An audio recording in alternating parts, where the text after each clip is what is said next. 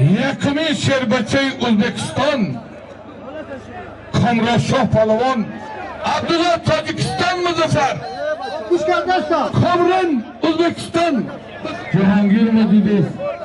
خودی حاتمجان مجید وست مهمان خوش آمدید از ناحیه آوازدار مومین آباد مرحمت باینده بروی به خاطری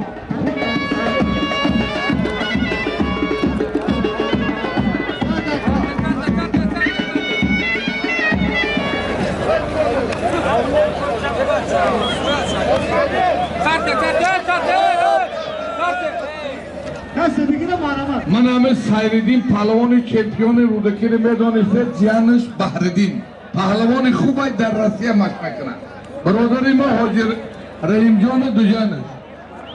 شهاب الدین ایخوالین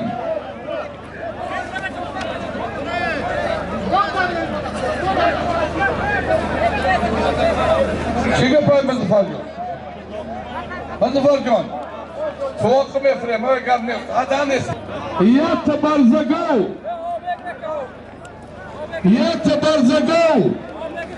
اینامی من اولادا جهانگیر مجیدوف نه داغر چیز اون بچه هم چقدیه همه را جو انامی تو پروان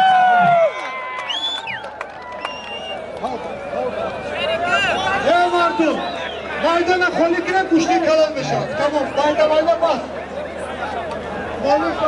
من شربچه گرمی پهلوان کلان ازبکستان را خوشبحال عبدالله جان انامی پهلوان کسی به روی میمونیم عبدالله پهلوان گرمی برادر ما سید مانین گرمی را صدیر پهلوان گرمی را شاگردش